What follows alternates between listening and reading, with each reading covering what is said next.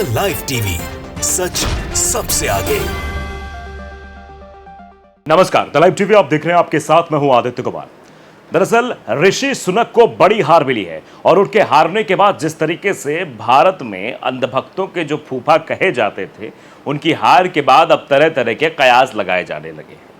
अब मायूसी सी छा गई है अंधभक्तों के अंदर, क्योंकि उनके फूफा जी चुनाव हार गए, ऐसा सोशल मीडिया पर खूब वायरल हो रहा है। क्योंकि आप समझिए, बड़ा चुनाव था ये और बड़े चुनाव में बड़ी हार के बाद अब लोगों का रिएक्शन आना शुरू हो गया है। देखिए, डॉक्टर मोनिका सिंह रिएक्ट करते हुए लिखती हैं कि भक्तों के दूर के फूफा ऋषि सुनक बुरी तरह चुनाव हार गए हैं।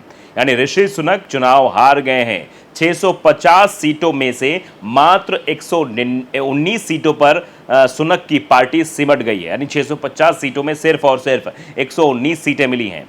लेबर पार्टी अब की बार 400 पार गई है। लेबर पार्टी को लीड करने वाले सर कीर स्टारमर ब्रिटेन के अगले प्रधानमंत्री होंगे। भक्तों के घरों में मातम का माहौल है।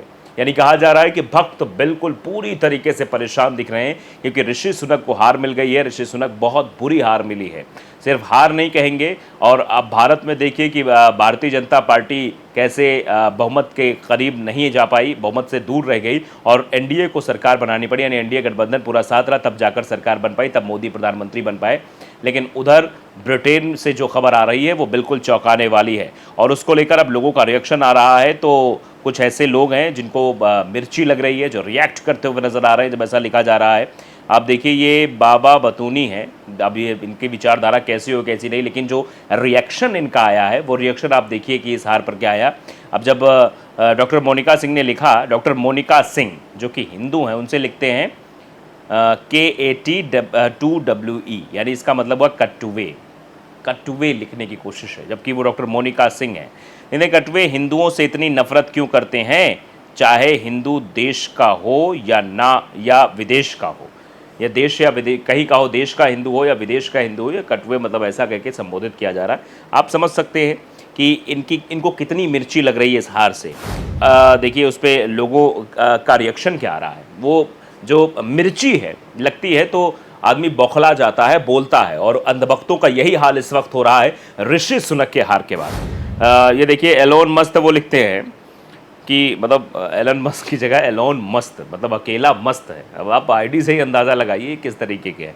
लिखते हैं, बट अपना वाला पप्पू 542 में 99 सीट लेकर भी जीता हुआ घोषित कर रहा है। यानी ये कह रहे हैं कि भैया वो राहुल गांधी के बारे में शब्द इस्तेमाल हुआ है। और एक और ऋषि सुनक जी हैं जो अपनी हार स्वीकार करके आगे बढ़ गए और सीखने की बात कह रहे हैं। यानी एक तरफ कह रहे हैं कि राहुल गांधी हैं जो 542 सीट पर चुनाव लड़ते हैं और 99 सीटें मिलती, जबकि 542 सीटों पर नहीं लड़े। इनकी जानकारी गलत है, क्योंकि गठबंधन में थे तो कई जगहों पर इन्होंने अपने उम्मीदवार नहीं उतारे थे। उसके बाद 99 सीटों पर जीत मिली। लेकिन आप देखिए, कह रहे हैं कि भैया 542 सीट पर जीते, 99 पाए। यहाँ तो आप समझिए 650 सीटों का चुनाव था और 119 सीटें आई हैं। अगर इस लिहाज से भी देखें तब भी ऋषि सुनक नीचे आएंगे। लेकिन ये जो गुणा गणित जो व्हाट्सएप यूनिवर्सिटी द्वारा भेजा जाता है, ये आता है, ये अलग तरीके का होता है भैया। इसका कोई जवाब नहीं, ये लाजवाब होता है।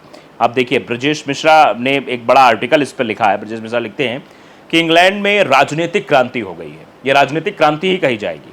प्रधानमंत्री ऋषि सुनक की कंजर्वेटिव पार्टी बहुत बुरी तरह से चुनाव हार गई। ये बुरा हार ही कहा जाएगा कि आप प्रधानमंत्री हैं, 650 सीटों पर आप चुनाव लड़ते हैं और उसके बाद आपको 119 सीटें मिलती है, तो अपने आप में बड़ी हार है।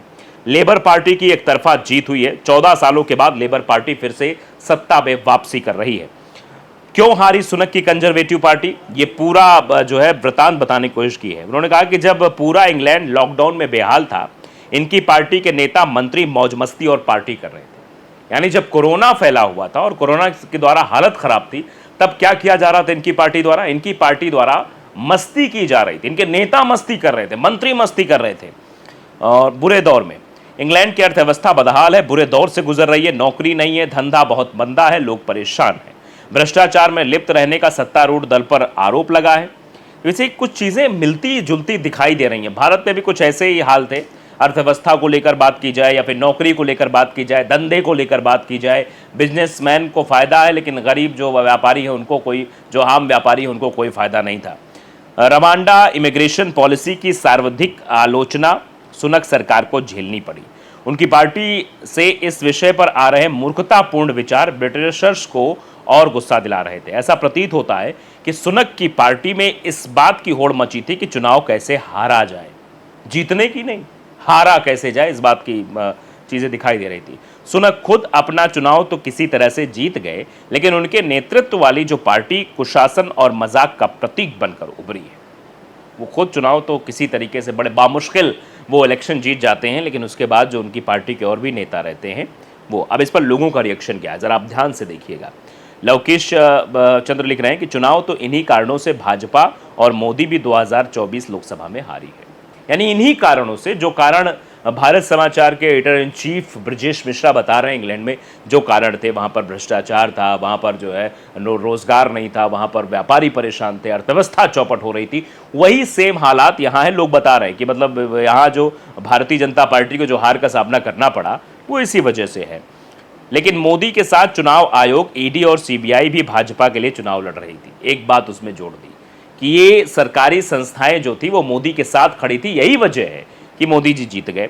यही फर्क था सुनक और मोदी की हार में। भाजपा की 240 नहीं 140 से भी कम सीट आती यदि चुनाव निष्पक्ष होता। ये सवाल अभी भी लोगों के जहन में है कि ये चुनाव जो है वो निष्पक्ष तरीके से नहीं हुआ, ये दबाव में चुनाव हुआ, और निष्पक्ष होता तो 140 सीट आना भी भारतीय जनता पार्टी के लिए मुश्किल था। अवनीश सिन्हा लिख रहे हैं, जब लॉकडाउन लगा था तो मैं देख रहा था, अधिकतर विद्वान आर्थिक विशेषज्ञ बता रहे थे कि लॉकडाउन के कारण पाकिस्तान भारत जैसे कम पर कैपिटा इनकम वाले देशों की कमर टूट जाएगी, अर्थव्यवस्था डगमगा जाएगी। कई देशों की अर्थव्यवस्था गई भी है, कुछ की कमज़ोर हुई है, अधिकतर देशों में सत्ता परिवर्तन भी हुआ। इस मामले में भारत लकी रहा कि उनकी क्षति नहीं हुई, अर्थव्यवस्था जल्दी पटरी पर आई और भारत की जीडीपी विश्व की 5वें स्थान पर पहुंच गई। सरकार थोड़ी कम सीट्स ज़रूर जीती, लेकिन फिर भी आ गई, कंटिन्यूटी बनी रही। कुछ लोग हैं जो तारीफ भी कर रहे हैं कि हमने वहाँ पर इस तरीके की चीज़ें की हैं, हमने परफॉर्मेंस किया है। डॉक्टर मोहम्मद सालिम है, वो लिखते हैं कि भाजपा और मोदी जी भी 2024 के लोकसभा चुनाव में इन्हीं सब कारणों से चुनाव हारे हैं। लेकिन मोदी जी के साथ चुनाव आयोग, ईडी, सीबीआई, यही बात हर एक व्यक्ति कह रहा है कि ये यदि चुनाव निष्पक्ष तरीके से होता तो शायद नतीजे कुछ और होते, और यही अब पूरी तरीके से वायरल हो रहा है। सिद्धार्थ लिख रहे हैं इसमें कि चुनाव आयोग के भरोसे मोदी 240 सीट तक पहुंच गए, इसमें उड़ीसा का योगदान रहा। जब भी चुनाव हुए, मोदी भाजपा के साथ चंद्रबाबू नायडू टीडीपी और नीतीश कुमार जेडीयू का सफाया हो जाएगा। यानी ये कहा जा रहा है कि भाजपा के साथ जो चंद्रबाबू नायडू है और जो टीडीपी यानी चंद्रबाबू नायडू की पार्टी और जो नीतीश कुमार की पार्टी जेडीयू है, इनका भी सफाया हो जाएगा। फिलहाल जो चर्चा हो रही वो यही है कि मतलब ऋषि सुनक की बड़ी हार के पीछे बड़ा कारण माना जा रहा है वो वही सब कारण है जो भारत में, और दूसरा अंधभक्तों को काफ़ी मिर्ची लग रही है इस हार के बाद। द लाइव टीवी को अगर आपने सब्सक्राइब नहीं किया जरूर करिए, बेल आइकन दबाइए ताकि सच खबर आप तक पहुंचती रहे। नमस्कार। द लाइव टीवी, सच सबसे आगे।